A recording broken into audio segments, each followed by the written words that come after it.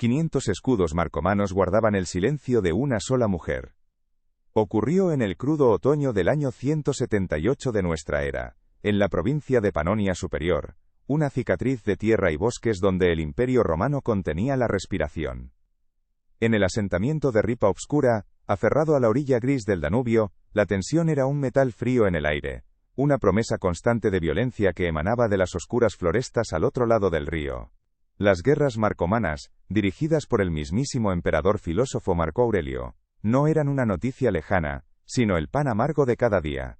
Aquella mañana, sin embargo, el miedo no llegó con el estruendo de un cuerno de guerra ni el silbido de las flechas, sino con la quietud antinatural de un bosque de hombres armados, que no pronunciaban palabra, sus ojos fijos en la humilde cabaña de una viuda romana. Antes de que el silencio de los escudos se convirtiera en leyenda y advertencia, la vida de Gaia Cornelia era un tapiz tejido con los hilos de la soledad y la memoria. Viuda de un centurión caído 5 años atrás en una escaramuza contra esa misma gente, había elegido permanecer en la frontera, en la misma casa que compartió con su esposo. Su hogar, en el límite del asentamiento, era un puesto de avanzada de su propio duelo.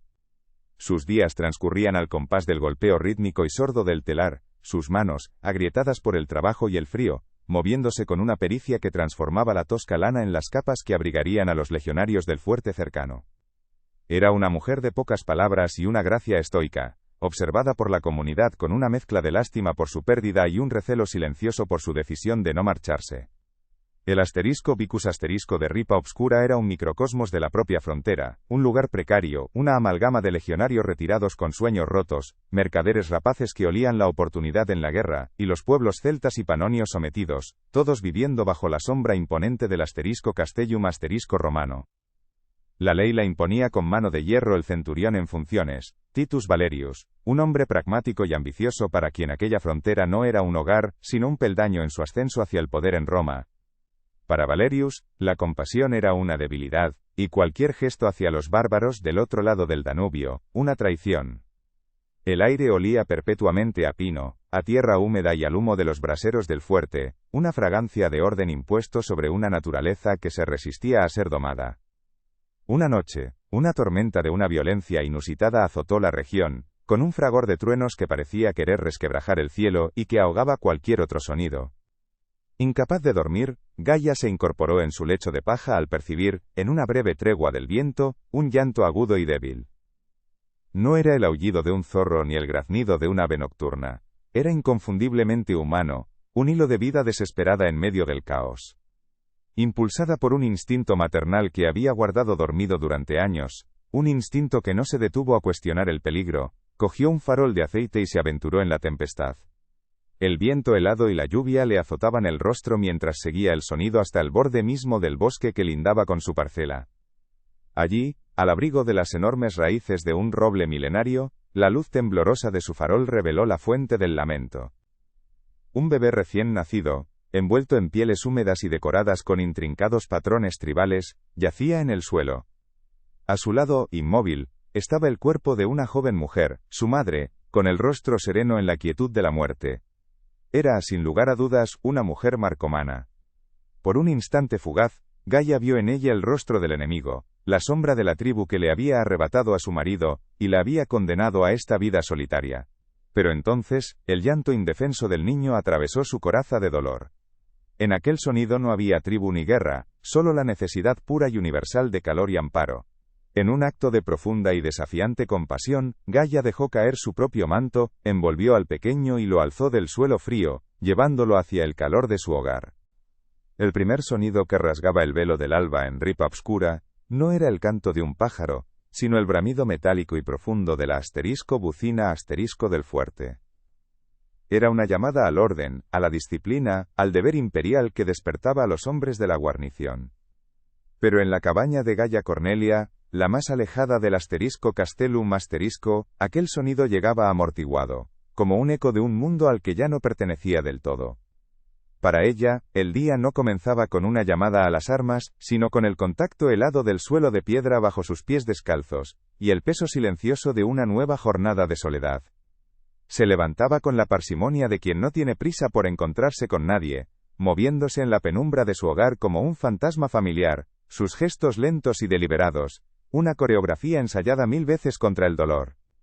El corazón de su pequeño mundo era el gran telar de madera, una estructura que ocupaba casi un tercio de la estancia, y parecía un esqueleto venerable y sabio. Había sido un regalo de su esposo, Lucius, traído en una carreta desde Aquilea, su lejana ciudad natal. Ahora era su único confidente, el depositario de sus horas.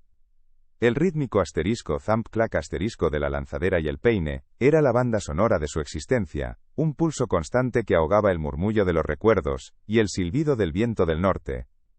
Con cada pasada, sus manos, agrietadas pero increíblemente diestras, no solo entrelazaban hilos de lana áspera, sino que también tejían una barrera contra la desesperación, un propósito tangible en medio de la nada. El telar era su ancla, su trabajo, su luto y su supervivencia. El aire dentro de la cabaña olía a lana cruda, a humo de pino de la noche anterior y a la soledad misma. Fuera, el aroma era más complejo, una mezcla de la tierra húmeda del Danubio, el olor acre del sudor de los legionarios en sus ejercicios matutinos, y a media mañana, el perfume reconfortante del pan de cebada cociéndose en los hornos comunales. Gaia era consciente de cada uno de estos olores. Eran el lenguaje no hablado de Ripa Obscura, un mapa sensorial que le indicaba el pulso de la vida del asentamiento sin necesidad de formar parte activa de él. Podía saber si una patrulla había regresado por el olor a caballo sudoroso y a cuero mojado, o si el herrero estaba ocupado por el tufo metálico del carbón y el hierro candente que el viento arrastraba desde el fuerte.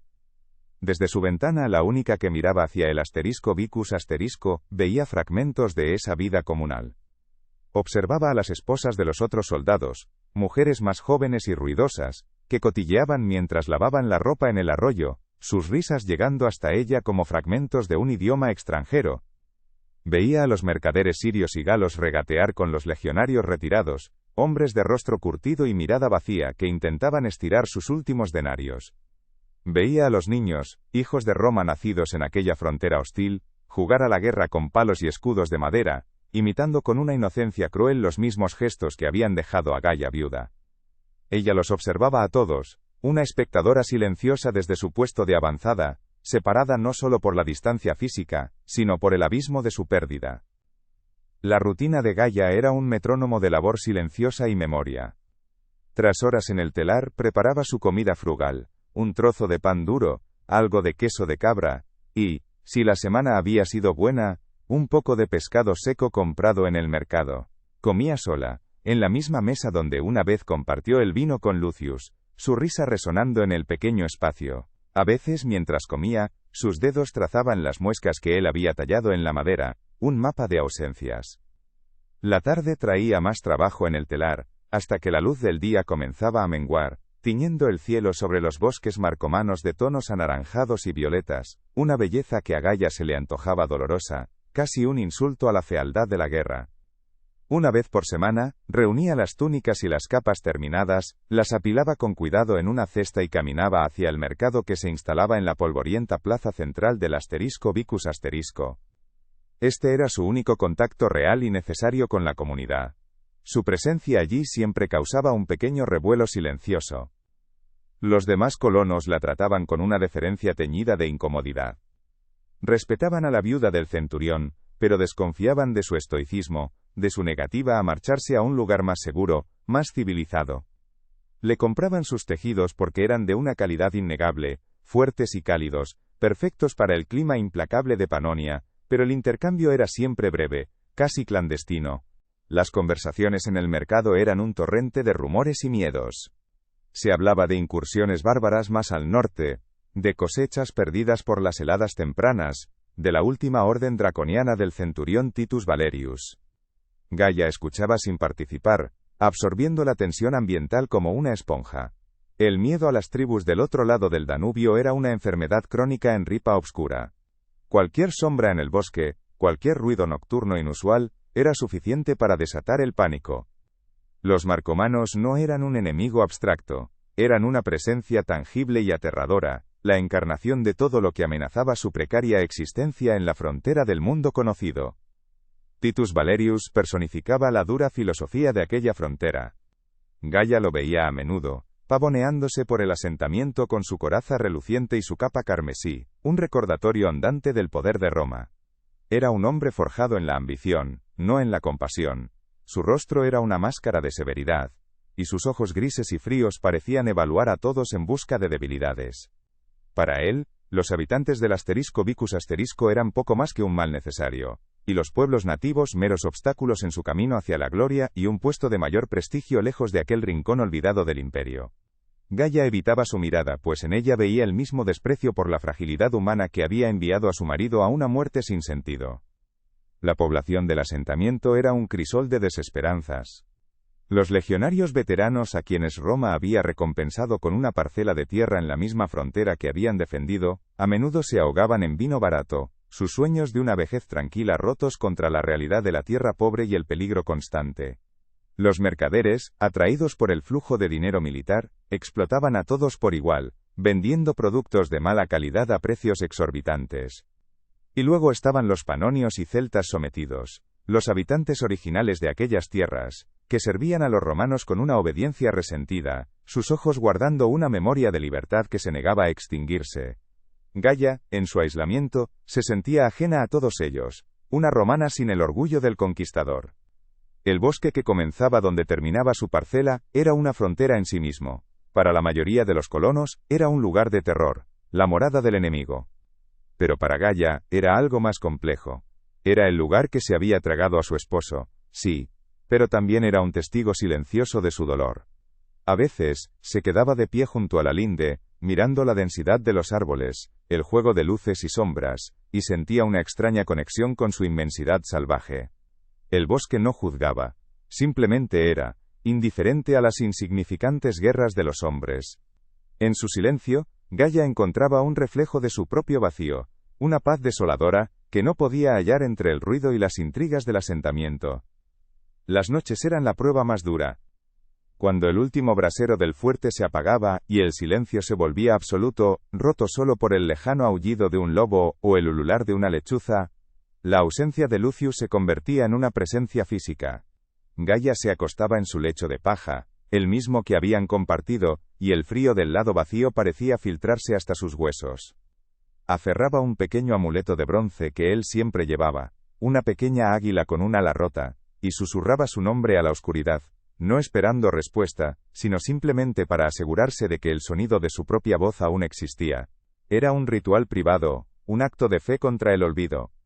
En su memoria, Lucius no era solo un centurión, sino el hombre que le había enseñado a ver la belleza en la dureza de la frontera.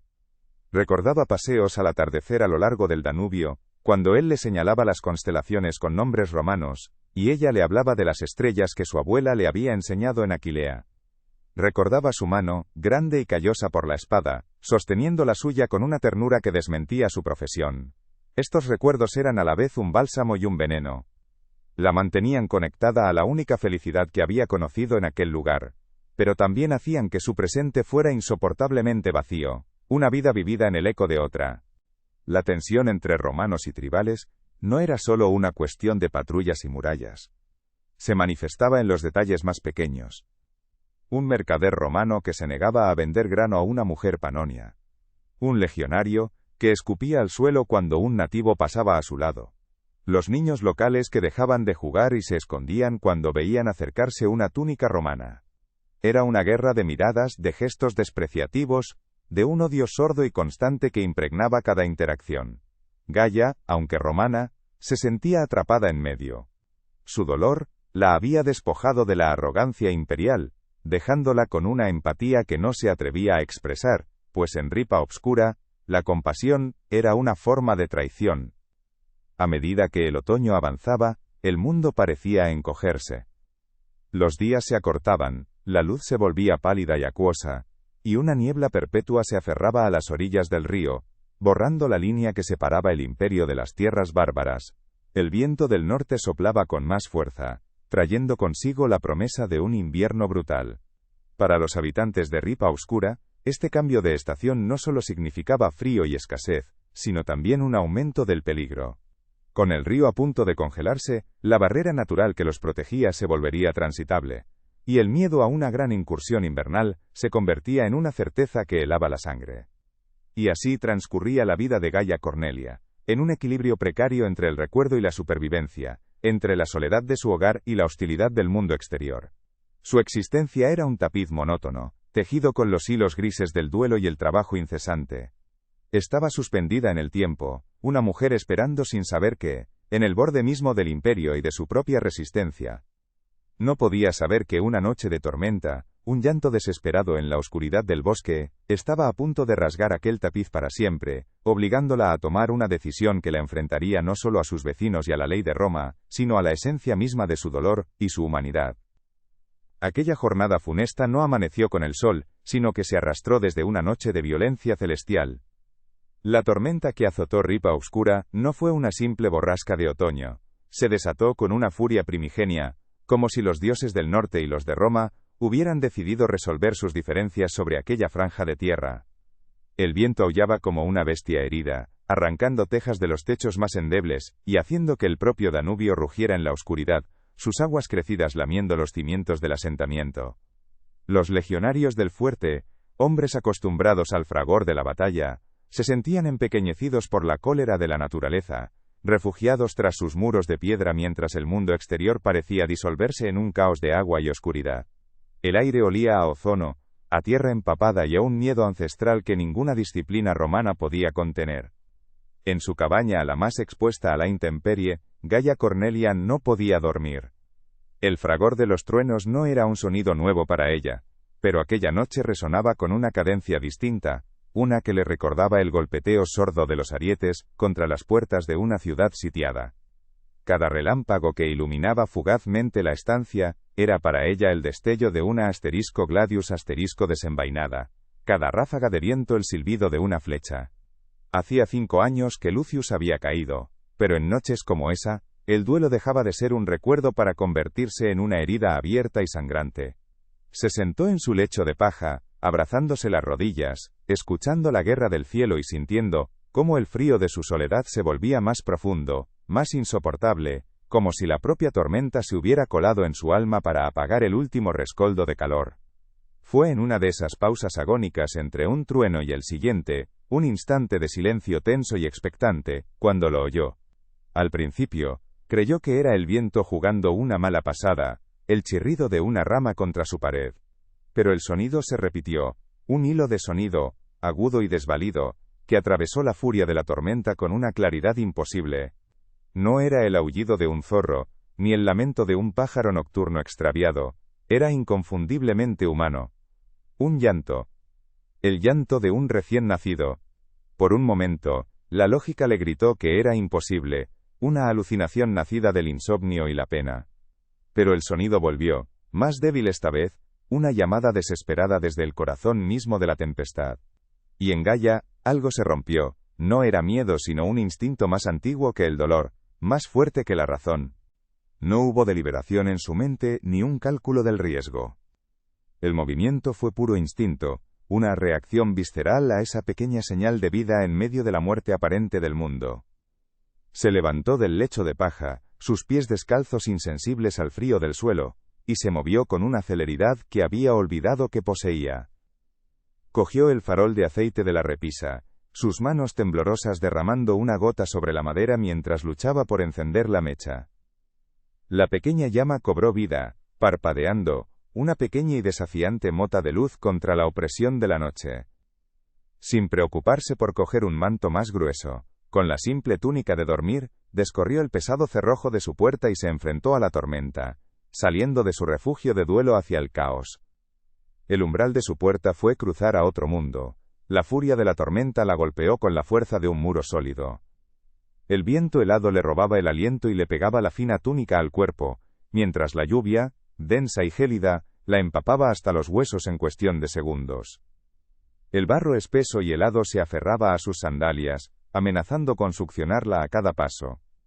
La luz de su farol era una broma frágil contra la inmensidad negra, su halo tembloroso apenas iluminaba unos pocos palmos a su alrededor, revelando un torbellino de hojas caídas y agua corriendo. Guiada únicamente por la memoria auditiva de aquel llanto, se adentró en la linde del bosque, un lugar que de día ya infundía respeto y que de noche se convertía en una boca negra y dentada, dispuesta a devorarla.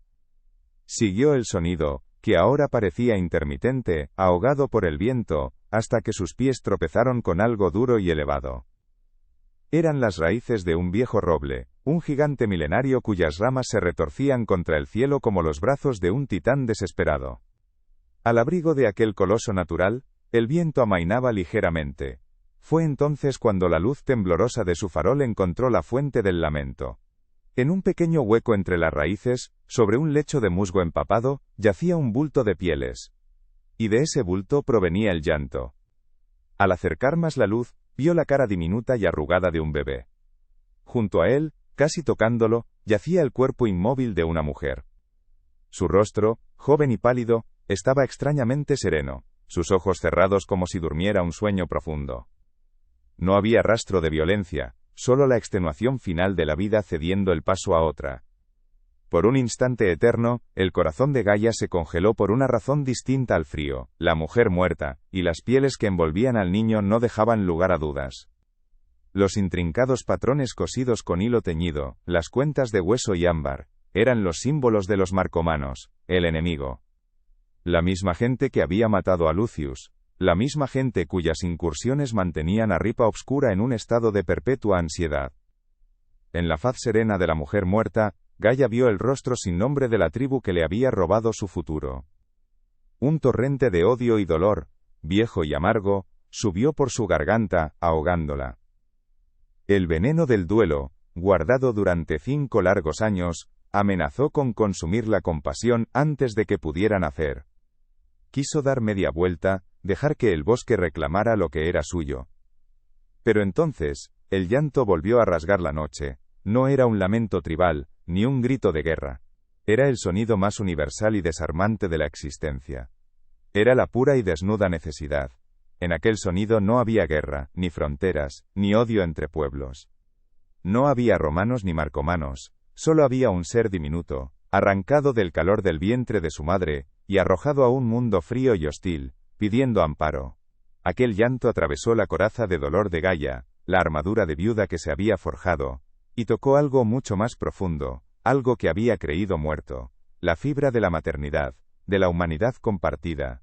En ese momento, la barrera cultural y militar que definía su mundo se hizo añicos, no por la fuerza de las legiones, sino por la fragilidad de un recién nacido. Con un gesto que fue a la vez un sacrificio y una afirmación, Gaia se despojó de su propio manto, la única prenda seca que le quedaba, aunque ya estaba enfriándose. Con una ternura que sus manos no recordaban, desenvolvió parcialmente al niño de las pieles empapadas, y lo envolvió en la lana seca de su ropa. El contacto con la piel del bebé, tan pequeño y cálido a pesar del frío, fue como una descarga eléctrica. Lo alzó del suelo húmedo, y lo acunó contra su pecho, protegiendo la llama del farol con su cuerpo. Casi de inmediato, el llanto del niño se convirtió en un suave gemido y luego en silencio, buscando instintivamente el calor y el latido de un corazón que no era el de su madre. Gaia permaneció allí un segundo, con la lluvia azotándola, sosteniendo la vida del hijo de su enemigo. El camino de vuelta fue un borrón de viento, lluvia y una nueva y aterradora determinación. El peso del niño en sus brazos era insignificante, pero el peso de su decisión era inmenso. No pensó en Titus Valerius, ni en la ley romana, ni en el desprecio de sus vecinos. Solo pensó en el pequeño y vibrante calor que se aferraba a ella, en la fragilidad absoluta que ahora dependía por completo de su protección. Cuando por fin alcanzó su cabaña y cerró la pesada puerta de madera tras de sí, el rugido de la tormenta quedó fuera, amortiguado, como si perteneciera a otro mundo. En el silencio repentino de su hogar, iluminado solo por la danza del farol, miró el rostro dormido del niño. Ya no estaba sola. Estaba por primera vez en 5 años, terriblemente viva y en un peligro que apenas comenzaba a comprender.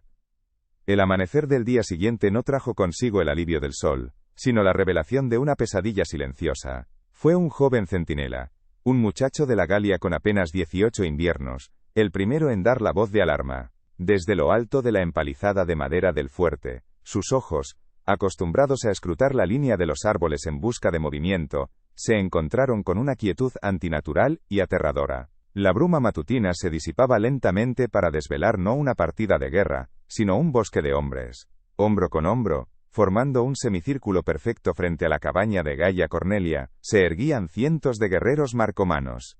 Sus altos escudos, pintados con espirales y figuras de animales totémicos, estaban plantados en el barro, No emitían sonido alguno. Eran una muralla viviente, una presencia tan absoluta e incomprensible, que el miedo que inspiraban era más frío y profundo que el de cualquier batalla. La alarma no fue el toque marcial y ordenado del asterisco bucina asterisco, sino un grito humano, agudo y estrangulado, que se propagó desde la muralla hasta el corazón del asterisco vicus asterisco. Las puertas se atrancaron, las contraventanas se cerraron de golpe y un silencio preñado de pánico se apoderó del asentamiento. Desde las rendijas, los ojos de los colonos espiaban la escena surrealista. El miedo era una enfermedad que se contagiaba más rápido que la peste. Las mujeres acunaban a sus hijos, los veteranos buscaban instintivamente sus viejas espadas, y los mercaderes calculaban sus pérdidas si el asentamiento ardía. La visión de aquella falange silenciosa no anunciaba una negociación ni una escaramuza. Su quietud era la de un depredador que ya ha elegido a su presa y simplemente espera el momento perfecto para atacar. La cabaña de Gaia, antes un símbolo de duelo solitario, era ahora el epicentro de un terremoto inminente.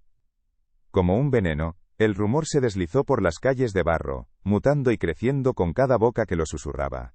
La viuda había perdido la razón, decían unos. Había hecho un pacto con los bárbaros, afirmaba un mercader sirio, asegurando haberla visto recoger hierbas extrañas en el bosque. Era una espía, una traidora que había usado su duelo como tapadera, sentenciaba la esposa de un decurión, celosa desde siempre de la callada dignidad de Gaia. Los esclavos panonios, que conocían mejor los caminos del bosque, intercambiaban miradas de un terror distinto, uno que no entendía de traición, sino del poder de los viejos ritos y los juramentos de sangre que los romanos despreciaban. En menos de una hora, Gaia Cornelia pasó de ser la respetada viuda de un héroe a una bruja, una conspiradora cuyo acto impío había traído la aniquilación a sus puertas. Cuando la noticia llegó a los oídos de Titus Valerius, que se encontraba revisando los registros de grano en la comodidad de su asterisco praetorium asterisco, su rostro se convirtió en una máscara de furia helada. No sintió miedo, sino una ira profunda y personal. Aquello era una afrenta directa a su asterisco auctoritas asterisco, una burla a la ley, y el orden que él representaba, que una simple mujer, una viuda bajo su protección, hubiera desatado semejante crisis era intolerable. Y que los bárbaros en lugar de atacar con fuego y acero, se plantaran en un desafío silencioso a las puertas de su fuerte, era un insulto a la mismísima maquinaria de guerra de Roma. Para Valerius la situación no era una amenaza militar, sino un caos que debía ser erradicado, un nudo de superstición y debilidad que había que cortar de raíz y sin contemplaciones, empezando por su origen, la mujer de la cabaña. Con el sol pálido apenas asomando sobre los árboles, Titus Valerius marchó al frente de una cohorte completa. El clangor de las asterisco caligae asterisco sobre el suelo húmedo, el tintineo del metal y el crujido del cuero, eran los únicos sonidos que se atrevían a desafiar el silencio de los marcomanos. Se detuvieron a una distancia prudencial, una línea de escudos rectangulares y cascos de bronce frente a un mar de escudos ovalados y melenas hirsutas. El aire entre los dos ejércitos crepitaba de tensión. Era el choque de dos mundos, el orden cuadriculado de las legiones contra la fuerza elemental del bosque. Y en medio, como un altar vulnerable en una disputa entre dioses, estaba la humilde cabaña de Gaia. Valerius, con su capa carmesí ondeando ligeramente, avanzó solo hacia la puerta, su rostro una promesa de violencia contenida. Se plantó frente a la puerta de madera, ignorando la muralla de guerreros a su espalda, como si no fueran más que árboles. No llamó con cortesía. Su puño golpeó la madera con una fuerza que hizo vibrar el pequeño edificio. Cuando Gaia abrió, la visión que la recibió no fue la de un protector, sino la de un juez y verdugo. Los ojos grises y fríos de Valerius no vieron a una mujer que había salvado una vida, sino a una grieta en la disciplina del imperio. Su voz fue un latigazo en el aire quieto, desprovista de cualquier emoción que no fuera un desprecio glacial.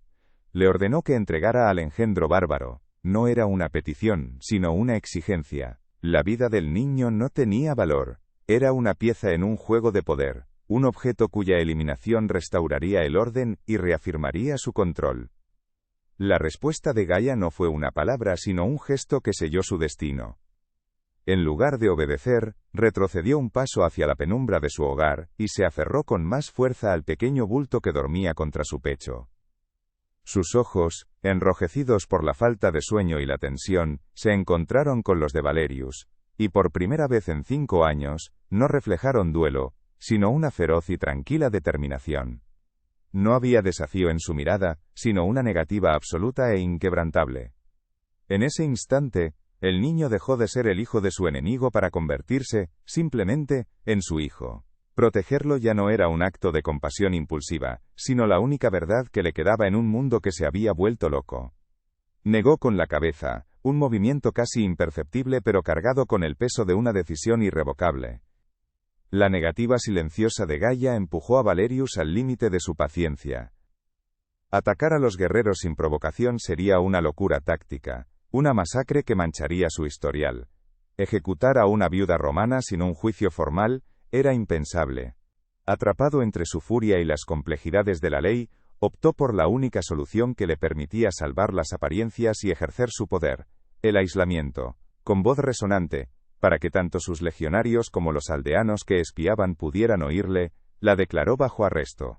La acusó de poner en peligro la seguridad de Ripa Obscura, y de confraternizar con el enemigo. Su crimen no era la traición, aún no, sino una peligrosa insubordinación. Su hogar se convirtió en su celda, y su acto de misericordia, en la prueba de su culpabilidad. 2 legionarios fueron apostados frente a su puerta, no tanto para protegerla como para asegurarse de que nadie entrara o saliera. Eran muchachos jóvenes, reclutas de la Hispania tarraconense, y el miedo en sus ojos era evidente. Estaban atrapados en una situación que ningún manual de entrenamiento podría haber previsto. De espaldas a una viuda romana convertida en prisionera, y de cara a un ejército de bárbaros que los observaban con una quietud de estatuas. Su presencia era un símbolo potente. La ley romana, en su intento de imponer el orden, había terminado sitiando a una de los suyos, creando una frontera dentro de la propia frontera. Gaia estaba ahora doblemente asediada, por la amenaza incomprensible de los marcomanos y por la fría y rígida autoridad de Roma. La reacción de la comunidad no tardó en materializarse en actos de cruel ostracismo. El miedo, al no poder dirigirse contra los guerreros inmóviles, se canalizó por completo hacia Gaia. Esa misma tarde, cuando una de sus vecinas, una mujer llamada Livia, a quien a veces compraba leche de cabra, pasó cerca de su cabaña, Gaia la llamó desde la ventana. Livia fingió no oírla, aceleró el paso y se santiguó discretamente, como si la propia voz de Gaia pudiera acarrear una maldición. El panadero, que le debía dinero por unas capas, se negó a enviar a su hijo con el pan diario. Su aislamiento, antes una elección melancólica, se convirtió en una condena impuesta por aquellos a quienes una vez consideró sus iguales. Se había convertido en una paria, una mancha en el tejido social de Ripa Obscura que todos querían ignorar con la esperanza de que desapareciera. El primer día de la vigilia se consumió en una atmósfera de tensión insoportable. El *vicus* entero contuvo la respiración. Nadie fue a los campos. El herrero no encendió su fragua. El mercado permaneció desierto. La vida se detuvo, paralizada por la espera. El silencio de los marcomanos era una forma de tortura psicológica mucho más efectiva que cualquier grito de guerra. Obligaba a los romanos a proyectar sus peores miedos sobre aquella quietud. Cada hora que pasaba sin que volara una lanza, sin que se moviera un escudo, aumentaba la ansiedad hasta un punto febril. El sol se puso sobre una escena congelada en el tiempo, una línea de legionarios vigilando a una mujer, que a su vez era vigilada por un bosque de enemigos silenciosos. La noche no trajo alivio, solo una oscuridad más profunda y poblada de terrores imaginados. El segundo día, la tensión comenzó a resquebrajar la disciplina.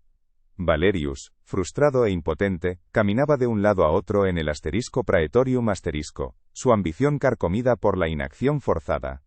Envió a un explorador celta, un auxiliar que conocía la lengua de algunas tribus para intentar parlamentar.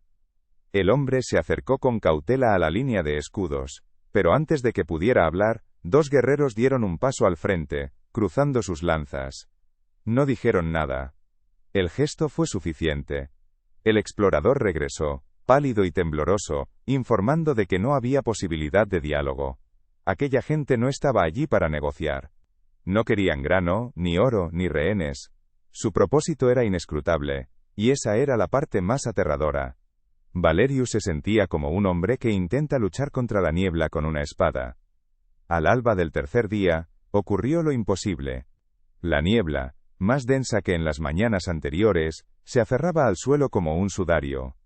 Cuando finalmente se levantó con los primeros rayos de un sol débil y enfermizo, reveló que el círculo de guerreros se había desvanecido.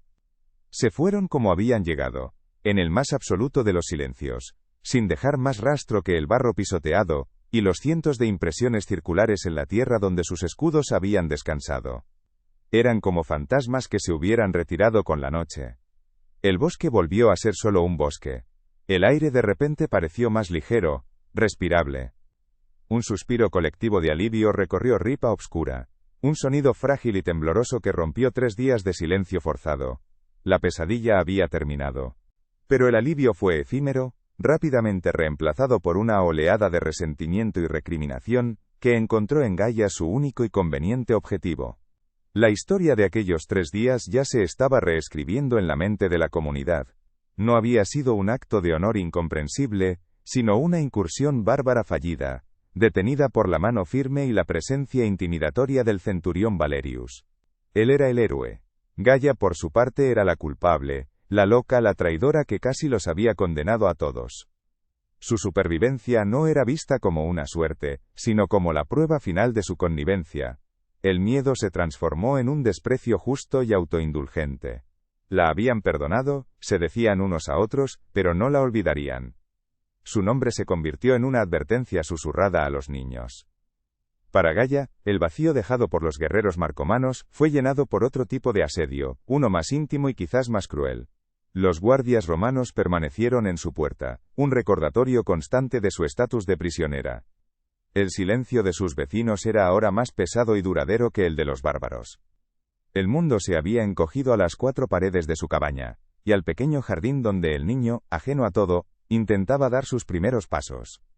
La amenaza física se había ido, pero la verdadera soledad, la que nace del rechazo de tu propia gente, acababa de comenzar. El silencio de los escudos había terminado, pero el silencio del odio apenas empezaba a tejer su red alrededor de ella, una prisión invisible y sin barrotes de la que no parecía haber escapatoria. Los guerreros se habían marchado tan silenciosamente como habían llegado, pero el vacío que dejaron no fue llenado con alivio, sino con un hielo distinto, más íntimo y cruel. El silencio de los escudos fue reemplazado por el silencio de las contraventanas cerradas y las miradas desviadas. Los 2 legionarios apostados por Titus Valerius frente a la puerta de Gaia no se movieron. Su presencia transformó la cabaña en una celda a cielo abierto, un monumento a la desobediencia en el corazón mismo del asentamiento. El mundo de Gaia, que antes había sido vasto y lleno de los ecos de su amor perdido, se encogió a las dimensiones de su hogar y al pequeño jardín trasero. El aire ya no olía a pino y a río, sino a paja húmeda, a miedo rancio y a la soledad más absoluta, la que se impone por el juicio de los hombres. Aquel invierno, mientras la nieve borraba los caminos y aislaba aún más a Ripa Obscura del resto del imperio, Gaia le dio un nombre al niño. No fue un nombre romano, ni uno que buscara apaciguar a sus carceleros. Lo llamó Adalwolf, un nombre que había escuchado años atrás a un mercader de las tribus del norte, y cuyo sonido le había parecido fuerte y noble.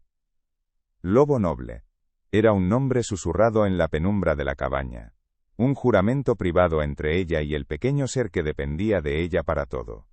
Era su acto final de desafío, no uno de ira sino de amor. Mientras el mundo exterior lo veía como un engendro bárbaro, la causa de su desgracia, para Gaia, él era Adalwolf, y en la repetición de ese nombre, ella construía un pequeño reino para ambos, un refugio inexpugnable contra el odio que los rodeaba. Los meses que siguieron fueron una lección de supervivencia descarnada, el comercio cesó por completo. El panadero ya no dejaba una hogaza en el umbral, ni el pescador intercambiaba sus capturas por una túnica remendada. El rítmico golpeteo del telar que había medido su duelo y luego su resistencia, ahora callaba. La lana se acabó y nadie le vendió más. El gran telar se convirtió en un esqueleto polvoriento en un rincón, un fantasma de su vida anterior. Para alimentar a Adalwolf y a sí misma, Gaia tuvo que aprender el lenguaje del bosque que tanto había temido. Se aventuraba por la parte trasera de su parcela, siempre bajo la mirada indiferente de los guardias, para recoger raíces comestibles, bayas y hongos. Aprendió a leer el bosque no por curiosidad, sino por hambre, volviéndose tan sigilosa y observadora como las criaturas que lo habitaban. Mientras tanto, la historia de la vigilia de los escudos silenciosos se pudrió en la boca de los colonos, transformándose en una leyenda local para asustar a los niños. Ya no se hablaba del silencio de los guerreros, sino de la incursión bárbara que casi los había aniquilado, una amenaza repelida únicamente por la audacia y la mano firme del centurión Titus Valerius. Él era el héroe de la historia, el pilar de la civilización romana. Gaia, por su parte, se convirtió en la villana, la viuda loca, la bruja que había usado artes oscuras para convocar a los salvajes. Su aislamiento no era visto como un castigo, sino como una cuarentena necesaria para proteger al resto de la comunidad de su contagiosa traición. Su nombre, antes pronunciado con respeto, ahora se susurraba con una mezcla de miedo y desprecio. El primer año pasó como una larga y grisácea estación. El invierno fue una batalla por el calor, compartiendo su propio cuerpo para mantener a salvo al pequeño Adalwolf. La primavera no trajo renacimiento sino la misma soledad bajo un sol más pálido, que iluminaba el polvo que se acumulaba en su telar silencioso. El verano fue una lucha contra el hambre, con días enteros dedicados a la recolección en el bosque. Y el otoño trajo de vuelta el viento frío del norte, cargado con el recuerdo de la tormenta que lo había cambiado todo. Los guardias en su puerta fueron rotando, los reclutas jóvenes y asustados fueron reemplazados por veteranos hastiados, que apenas le dirigían la mirada. La presencia de Gaia se convirtió en parte del paisaje, una anomalía aceptada, una cicatriz en la vida del asterisco Vicus asterisco. Y en medio de esa erosión constante, la vida florecía en un único punto luminoso. Adalwolf crecía. Pasó de ser un bebé indefenso a un niño curioso, que daba sus primeros pasos sobre el suelo de tierra apisonada de la cabaña. Su risa, un sonido tan puro que parecía una ofensa al odio que los rodeaba, llenaba el pequeño espacio. Para él, el mundo era el calor del fuego, las manos de Gaia y los patrones de luz que se filtraban por la única ventana. No conocía el miedo a los bárbaros ni el orgullo de Roma. Gaia le enseñó las pocas palabras que conformaban su universo. Asterisco aqua asterisco, asterisco panis asterisco, asterisco ignis asterisco. Él no era un símbolo de conflicto, era el latido de su corazón fuera de su cuerpo, el único propósito que la mantenía anclada a una existencia que, de otro modo, se habría disuelto en la desesperación. El tiempo, ese ácido lento e implacable, comenzó a borrar el pasado de las superficies. La pequeña águila de bronce, el amuleto de Lucius que Gaia guardaba como una reliquia, perdió su brillo, volviéndose opaca y oscura por el contacto constante con sus dedos. En el dintel de la puerta, la insignia de la legión de su marido, que él mismo había pintado con orgullo, se descascarillaba, desvaneciéndose bajo el azote de la lluvia y el sol de Panonia. Con cada trozo de pintura que caía, un pedazo de su antigua identidad como la viuda del centurión se desprendía. Ya no era la esposa de un héroe romano. Era la madre de Adalwolf. Su pasado estaba siendo borrado no por el olvido, sino por la abrumadora y exigente realidad de su presente. Desde el asterisco Praetorium asterisco, Titus Valerius contemplaba su obra con fría satisfacción. El caso de Gaia Cornelia se había convertido en una herramienta útil. Su ostracismo continuo era una lección pública y silenciosa sobre los peligros de la compasión mal entendida. Era un recordatorio viviente para todos en ripa obscura de que la frontera no permitía grises. Solo existía la lealtad a Roma o la traición. En sus despachos a sus superiores en Carnuntum, Valerius describía la situación con una prosa grandilocuente, pintando su cobarde inacción durante la vigilia como una magistral demostración de fuerza psicológica que había quebrado la moral del enemigo sin derramar una gota de sangre. Su reputación, al menos sobre el papiro, crecía sobre el cimiento del sufrimiento silencioso de Gaia. Pasó otro año.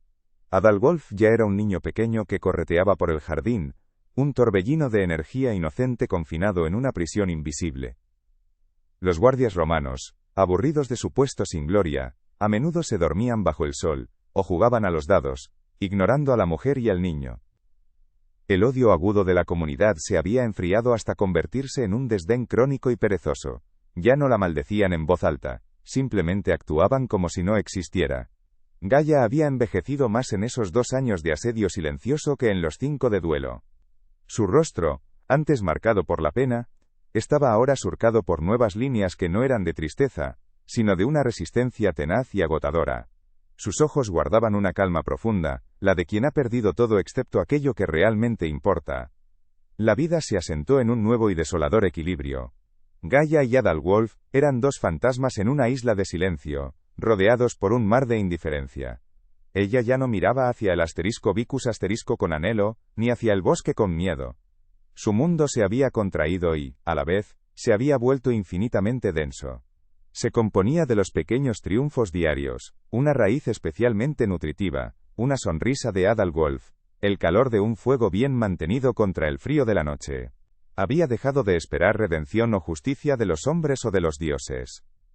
Su único credo era el calor de la pequeña mano que se aferraba a la suya, una conexión tan fuerte y real que hacía que el resto del mundo, con sus leyes, sus fronteras y su odio, pareciera distante y fantasmagórico. Fue en el segundo otoño de su aislamiento, cuando las hojas comenzaban a teñirse con los mismos colores del día de la vigilia, cuando el destino, indiferente durante tanto tiempo, decidió mover sus fichas. A Ripa Obscura llegó una comitiva que hizo que el polvoriento asentamiento contuviera la respiración. No era una simple patrulla, sino la visita de inspección del legado Lucius Vettius Gratus, un senador de familia patricia enviado directamente por el emperador, para evaluar la estabilidad de aquella sangrante frontera. Le acompañaban no solo lictores y oficiales de alto rango, sino también un séquito de auxiliares y prisioneros, entre los que destacaba un noble escita de mirada penetrante y barba entrecana. Un hombre capturado en las estepas del este, y ahora utilizado como traductor por su conocimiento de múltiples dialectos germánicos. Su presencia era una anomalía, un fragmento de un mundo vasto y complejo en aquel rincón olvidado del imperio. El legado Vettius Gratus no era un hombre como Titus Valerius. Pertenecía a la vieja escuela, un aristócrata educado en la filosofía estoica que valoraba la verdad por encima de la gloria.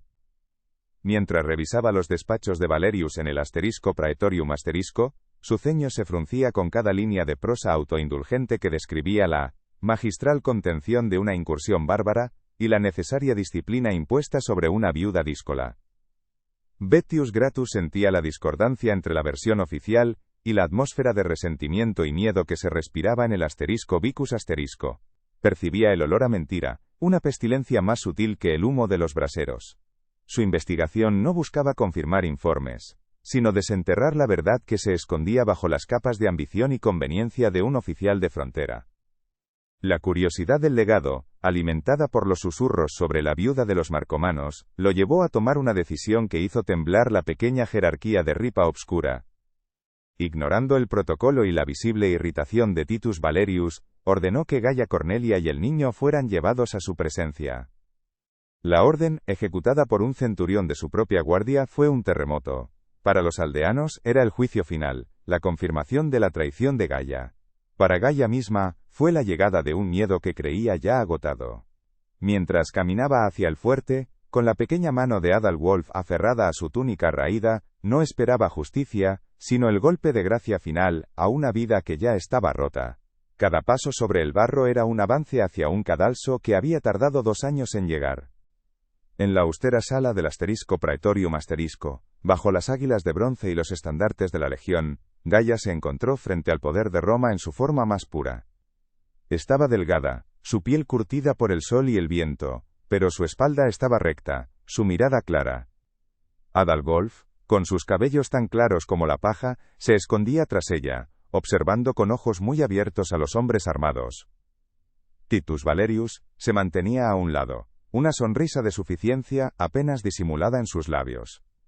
El legado Vettius Gratus la observó en silencio durante un largo momento. Luego, con una voz tranquila que contrastaba con la tensión del lugar, le pidió que contara su historia. No como una acusada, sino como un testigo.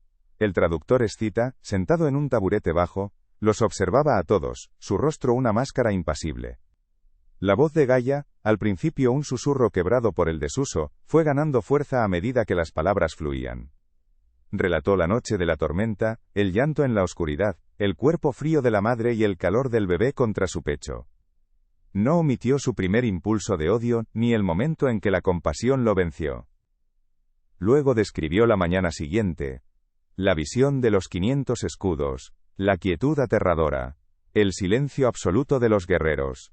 Mientras describía los patrones en espiral de los escudos y la forma en que los guerreros permanecían inmóviles, como árboles nacidos de la tierra, la máscara del traductor escita se resquebrajó. Una luz de incredulidad, seguida de un asombro reverencial, brilló en sus ojos. Se inclinó hacia adelante, sus cadenas emitiendo un único y suave tintineo que cortó el aire. El legado Betius Gratus, un observador agudo de hombres, notó el cambio instantáneo en su prisionero. Hizo una señal a Gaia para que se detuviera. Se dirigió al escita en un griego tosco, la lengua franca de los hombres educados. El traductor respondió en un latín pesado y gutural, pero sus palabras eran claras. Pidió permiso para hacerle una pregunta a la mujer. El legado asintió. El escita fijó su intensa mirada en Gaia, y a través del legado, formuló la pregunta que cambiaría el curso de todo. Aparte del niño, ¿encontraste algo más? ¿Un objeto, un símbolo, dejado en el umbral de tu puerta después de que los guerreros se marcharan? La pregunta no era una acusación, sino una búsqueda. El corazón de Gaia dio un vuelco. Aquel amuleto que había escondido, creyéndolo una maldición. Con manos temblorosas, Gaia buscó en la pequeña bolsa de cuero que colgaba de su cinturón. Durante 2 años había llevado consigo aquel objeto, demasiado asustada para tirarlo, demasiado inquieta para ignorarlo. Lo sacó y lo depositó sobre la mesa de campaña del legado. Era una pequeña figura de madera de tejo, toscamente tallada pero inconfundible. Un halcón con las alas a medio desplegar. Titus Valerius soltó una risa despectiva. Un ídolo pagano, sentenció, la prueba definitiva de sus pactos con los salvajes. Pero el traductor, escita, no se rió. Se levantó de su taburete, sus cadenas resonando en el silencio atónito, y un sonido ahogado, a medio camino entre un suspiro y una oración, escapó de sus labios. Tomó el halcón de madera con una delicadeza que desmentía sus manos callosas de guerrero. Esto no es brujería, dijo el escita, su voz profunda y cargada de una emoción que hizo vibrar la sala. Esto es honor. Se volvió hacia el legado, pero sus palabras parecían dirigidas a los propios dioses. Explicó que los guerreros eran en efecto, marcomanos, liderados por su más grande caudillo, Gundahar. Su esposa, Hrefna, temiendo una maldición de un clan rival que amenazaba a su hijo nonato, había huido para dar a luz en la soledad sagrada del bosque, un sacrificio para proteger su linaje. Los guerreros la rastrearon demasiado tarde, encontrando su cuerpo sin vida, solo para ser testigos de un acto que sus sagas jamás habían contado. Una mujer del pueblo enemigo, una viuda romana, salvando al heredero de su tribu de una muerte segura. La revelación cayó sobre la sala como un rayo silencioso. El traductor continuó, su voz ahora un murmullo solemne. El círculo de guerreros no había sido un asedio. No era una amenaza. Era el asterisco vigilia de honor asterisco, el más alto y sagrado tributo que los pueblos del bosque podían rendir. Un acto reservado para la muerte de reyes o para hazañas de un valor legendario. Los 500 escudos no eran una muralla para mantenerla dentro, sino una muralla para protegerla de cualquier mal, ya viniera del bosque o del fuerte romano. Durante 3 días y 3 noches, el ejército de Gundahar no había sitiado a una enemiga. Habían montado guardia por una heroína, protegiendo a la guardiana de su futuro. Su silencio no era el preludio de la guerra, sino el sonido mismo de la reverencia.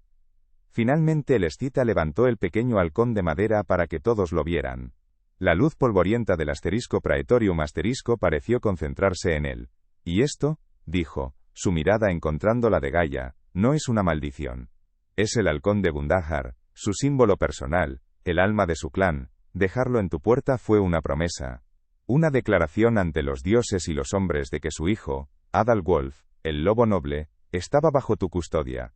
No como una prisionera, sino como su nueva madre, una guardiana cuyo honor había sido juzgado digno por 500 guerreros. La verdad, desnuda y terrible en su belleza, finalmente llenó la habitación, ahogando 2 años de mentiras en una ola de vergüenza y asombro. El sufrimiento de Gaia no había sido el castigo por un crimen, sino el precio de un honor que nadie en su mundo había sido capaz de comprender. El silencio que siguió a las palabras del escita fue más denso y pesado que el de los propios escudos marcomanos. Se extendió por el asterisco Praetorium asterisco como una niebla helada, congelando la sonrisa de suficiencia en el rostro de Titus Valerius y transformándola en una máscara grotesca de incredulidad y pánico. El legado Betius Gratus no pronunció una sentencia atronadora. Su justicia fue tan silenciosa y cortante como una hoja de obsidiana. Con un gesto apenas perceptible, despojó a Valerius de su rango, de su honor y de su futuro. No hubo un juicio formal, solo la implacable autoridad de la verdad revelada. Valerius no fue encadenado, pero el peso de la vergüenza lo ancló al suelo, más pesado que cualquier grillete. Los otros legionarios, hombres que habían seguido sus órdenes y compartido su desprecio, desviaron la mirada, no de Gaia, sino de él. En el colapso de aquel hombre ambicioso, no había gloria ni victoria, solo el patético sonido de una vida construida sobre una mentira, desmoronándose bajo el peso de un honor que nunca pudo comprender. El regreso de Gaia a su cabaña fue un camino a través de un desierto de rostros avergonzados. La noticia, liberada de los confines del *Praetorium*, había corrido por el *Vicus* como un reguero de pólvora, quemando las certezas y el odio que habían alimentado a la comunidad durante 2 largos años. Las mismas contraventanas que se habían cerrado con desprecio ahora ocultaban ojos que no se atrevían a encontrarse con los suyos. El panadero, que le había negado el sustento, se afanaba de pronto en limpiar un horno ya impecable. Lidia, la mujer que se había santiguado ante su voz, se escondió en las sombras de su porche. Gaia caminaba, con la pequeña mano de Adalwolf, firmemente asida a la suya, a través de un silencio nuevo, no de condena, sino de una cobardía colectiva. No sintió triunfo ni reivindicación, solo la dolorosa constatación de que los lazos rotos por el miedo y la mentira no podían ser remendados por la simple verdad. El abismo entre ella y su gente se había vuelto insondable. Su libertad fue restaurada por decreto, pero su soledad se volvió absoluta. Los guardias desaparecieron de su puerta, y el legado Betius Gratus se aseguró de que recibiera una compensación, los pagos atrasados de la pensión de su marido, y una disculpa formal, en nombre de un imperio que había demostrado ser más ciego que el más ignorante de los bárbaros. Pero estas reparaciones eran gestos vacíos, monedas frías que no podían comprar calor ni compañía. La comunidad, ahogada en su propia culpa, la evitaba ahora con más diligencia que antes. A veces aparecían ofrendas anónimas en su umbral, una cesta de huevos, un trozo de tela de lino, gestos no de amistad, sino de penitencia.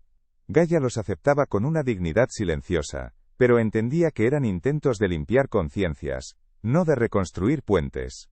Su ostracismo había terminado, pero su pertenencia a Ripa Obscura se había extinguido para siempre. Ya no era una paria, era una extranjera en su propia tierra.